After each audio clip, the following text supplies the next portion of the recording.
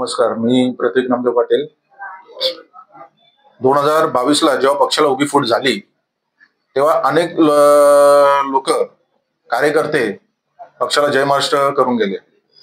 पण आम्ही तेव्हा सुद्धा पक्षाच्या बाजूने भक्कमपणे उभे होतो, पक्षाच्या बाजूने. आणि तेव्हा वरिष्ठांनी एक घोषणा केली, पक्षप्रमुखांनी एक घोषणा केली की जे माझ्याबरोबर आहेत आम्ही त्यांना घेऊन पक्ष मोठा करणार.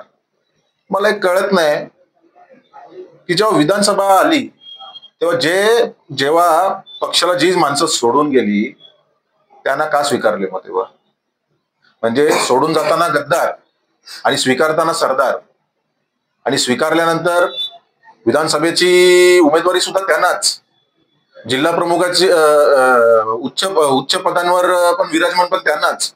पण नेमकी हा जे संकट काळात थांबले जे शिवसैनिक आहेत किंवा पदाधिकारी आहेत, हा त्यांचा होणारा अपमान नाही का? त्यांचा खच्चीकरण नाही का? इथे येऊन बघा तळागाळात परिस्थिती काय आहे. इथे फक्त रील काढणार, फोटो सेशन करणार, महिन्यातनं एक कोणतरी नेता येणार, तो फोटो सेशन करणार आणि तो तुम्हाला इकडे येऊन सांगणार. तळागाळातला शिवसैनिक अत्यंत दिक्कत परिस्थितीत आहे. आणि मला असं वाटतं की जर कार्यकर्ता आणि शिवसैनिकांची तळमळ जर कोणाला नसेल जाणवत, तर मला वाटतं की मग या नेतृत्वाला काही अर्थ नाही.